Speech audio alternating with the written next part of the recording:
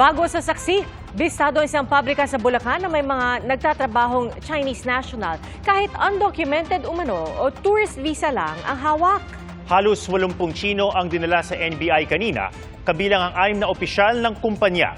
Saksi live si Jamie Santos. Jamie? Pia Atom, nasa kustudiya ngayon ng National Bureau of Investigation ang ilang Chinese national matapos matuklasang walang kaukulang dokumento ang mga ito para magtrabaho sa bansa.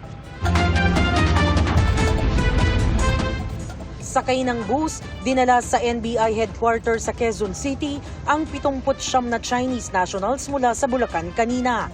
36 sa mga ito undocumented umano, habang 23 naman tourist visa ang hawak. Inaresto sila matapos makatanggap ng intelligence report ang NBI Bulacan District Office ng impormasyon ng isang kumpanya sa Bulacan na may mga empleyadong foreign national. Katuwang ang Presidential Anti-Organized Crime Commission at Bureau of Immigration, pinuntahan ng NBI ang factory sa Barangay Santo Cristo, San Jose del Monte. Karamihan sa nagtatrabaho roon, Chinese nationals. Ang kumpanya kung saan nagtatrabaho ang Chinese nationals, gumagawa umano ng water pipe para sa isang water concessionaire. Ayon sa empleyado ng kumpanya, may mga kakulangang dokumento ang ilan habang ang iba ay pinoproseso pa. We have some person have the legal working permit, and some we are still in the progress of applying for the permit, and some they don't have the just sending their documents and passport to the third party. Nakakaalarma, una, maaaring itong corporation ay legitimate corporation, but then they are employing Chinese people na pwede naman ang Pilipino.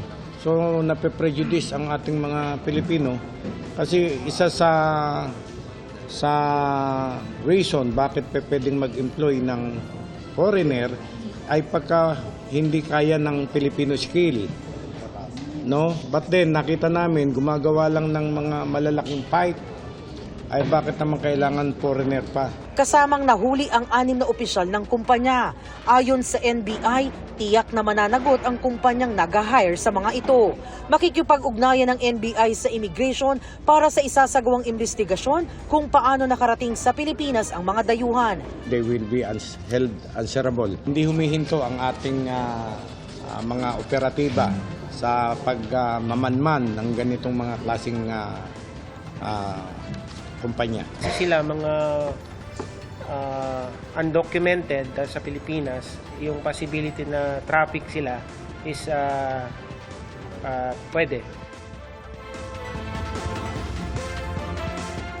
Pia Atom, sa tanggapan muna ng NBI, mananatili ang mga nahuling Chinese national para maproseso.